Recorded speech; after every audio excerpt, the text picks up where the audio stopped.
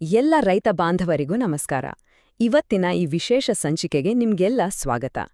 ನಾವಿವತ್ ಮಾತಾಡಕ್ ಹೊರಟಿರೋದು ಮಣ್ಣಿನ ಬಗ್ಗೆ, ಅದರ ಆರೋಗ್ಯದ ಹಿಂದಿರೋ ವಿಜ್ಞಾನದ ಬಗ್ಗೆ. ಅದು ಕೂಡ ನಿಮ್ಮ ಭಾಷೆಯಲ್ಲಿ, ಅಂದ್ರೆ ಹಳ್ಳಿ ಭಾಷೆಯಲ್ಲಿ, ಏಕ್ದಮ್ ಸರಳವಾಗಿ, ಒಮ್ಮೆ ಕೇಳಿದ್ರೆ ಮತ್ತೆ ಮರ್ಯಾದ ಹಾಗೆ ಅರ್ಥ ಮಾಡ್ಕೊಳ್ಳೋಣ ಬನ್ನಿ. ಸರಿ, ಹಾಗಿದ್ರೆ ಶುರು ಮಾಡೋಣ. ಆದ್ರೆ ಒಂದು ಮಾತು, ಈ ಇಡೀ ವಿವರಣೆಯನ್ನ ನೀವು ಪೂರ್ತಿಯಾಗಿ ನೋಡಿದ ಮೇಲೆ ನೀವು ನಿಮ್ಮ ಹೊಲಕ್ಕೆ ಹೋದಾಗ ಮಣ್ಣನ್ನ ಸುಮ್ನೆ ನೋಡಲ್ಲ, ಖಂಡಿತವಾಗ್ಲೂ ಅದಕ್ಕೊಂದು ಸಲಾಂ ಹೊಡಿತೀರಿ. ಆ ದೃಷ್ಟಿಕೋನವನ್ನೇ ಇದು ಬದಲಾಯಿಸುತ್ತೆ ಅನ್ನೋ ಗ್ಯಾರಂಟಿ ನಂದು. ಹಾಗಾದ್ರೆ ಮೊದಲಿಗೆ ನಮ್ಮ ಕಥೆಯ ಹೀರೋನನ್ನ ಮೀಟ್ ಮಾಡೋಣ. ಆ ಹೀರೋ ಬೇರೆ ಯಾರೂ ಅಲ್ಲ, ಹ್ಯೂಮಿಕ್ ಆಸಿಡ್.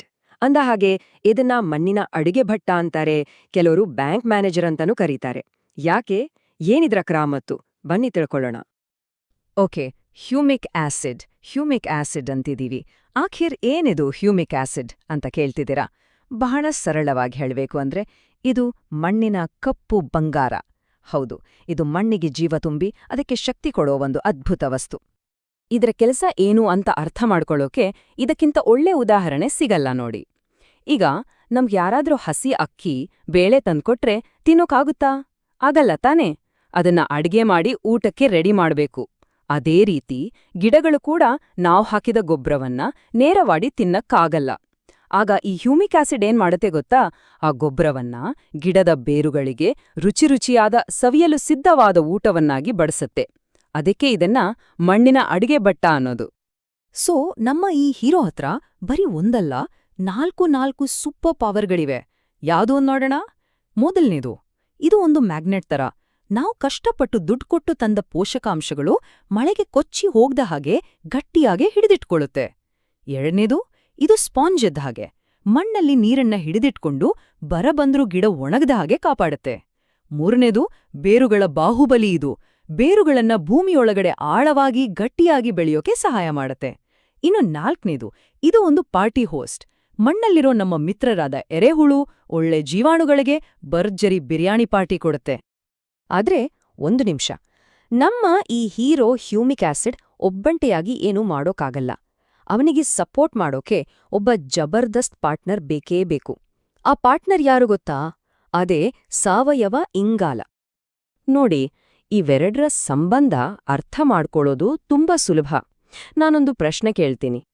ನಿಮ್ಮ ಕೈಲಿ ಒಂದು ಹೊಸ ಚೆಕ್ ಬುಕ್ ಇದೆ, ಆದ್ರೆ ನಿಮ್ಮ ಬ್ಯಾಂಕ್ ಅಕೌಂಟ್ನಲ್ಲಿ ಒಂದೇ ₹1 ಇಲ್ಲ. ಆವಾಗ ಆ ಚೆಕ್ ಬುಕ್ ಇಟ್ಕೊಂಡು ಏನ್ ಪ್ರಯೋಜನ ಹೇಳಿ? ಎಕ್ಸಾಕ್ಟ್ಲಿ, ಇಲ್ಲೂ ಅದೇ ಕಥೆ.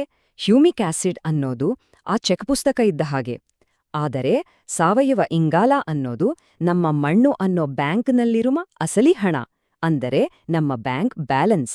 ಆ ಬ್ಯಾಲೆನ್ಸ್ ಇಲ್ಲ ಅಂದ್ರೆ ಈ ಚೆಕ್ ಬುಕ್ಗೆ ಕವಡೆ ಕಾಸಿನ ಕಿಮ್ಮತ್ತೂ ಇಲ್ಲ. ಇವೆರಡರ ಸಂಬಂಧವನ್ನ ಅರ್ಥ ಮಾಡ್ಕೊಳ್ಳೋಕೆ ಇನ್ನೊಂದು ಸಿಂಪಲ್ ಉದಾಹರಣೆ ಇದೆ. ನಮ್ಮೆಲ್ಲರ ಮನೆಯಲ್ಲಿ ಪ್ರತಿದಿನ ನೋಡೋ ವಸ್ತುಗಳೇ. ಅದೇನಪ್ಪ ಅಂದ್ರೆ ಹಾಲು ಮತ್ತು ಬೆಣ್ಣೆ. ನೋಡಿ, ಸಾವಯವ ಇಂಗಾಲ ಅನ್ನೋದು ಹಾಲು ಇದ್ದ ಹಾಗೆ.